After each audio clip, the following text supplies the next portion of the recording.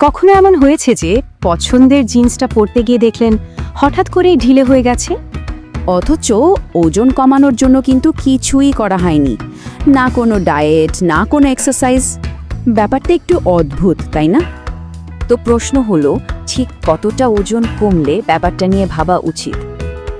দেখুন, ডাক্তারি ভাষায় যদি 6 মাস থেকে 1 বছরের মধ্যে কোনো রকম চেষ্টা ছাড়াই শরীরের ওজন 10 পাউন্ড বা মোট ওজনের 5%-এর বেশি কমে যায়, তখন সেটাকে বলা হয় আনইনটেনশনাল ওয়েট লস বা UWL।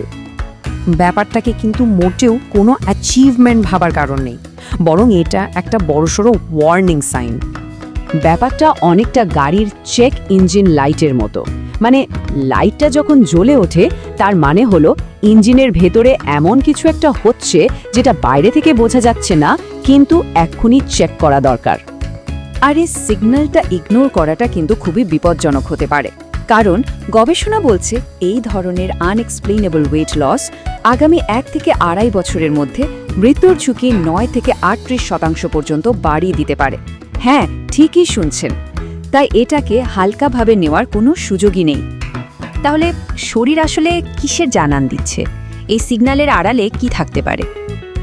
দেখুন, এর পেছনে অনেক কিছুই থাকতে পারে। হতে পারে ভেতরে ভেতরে কোনো অসুখ বাসা বাঁধছে, বা শরীরের হরমোন বা কেমিস্ট্রিতে কোনো বড় পরিবর্তন আসছে। প্রচণ্ড স্ট্রেস বা মানসিক চাপও একটা কারণ হতে পারে। এমনকি কিছু কিছু ওষুধের সাইড এফেক্ট হিসেবেও কিন্তু ওজন কমতে পারে। তবে সব ক্ষেত্রেই যে ভয়ের কিছু আছে তা কিন্তু নয়। একটা ইন্টারেস্টিং ব্যাপার হলো, প্রায় 25% ক্ষেত্রে অনেক খুঁজেও এর কোনো নির্দিষ্ট কারণই পাওয়া যায় না। ওকে, তাহলে এমনটা হলে কি করতে হবে? ভয় না পেয়ে জাস্ট দুটো সিম্পল স্টেপ ফলো করতে হবে। স্টেপ 1, সবার আগে এই পরিবর্তনটা লক্ষ্য করুন, এটাকে স্বীকার করুন।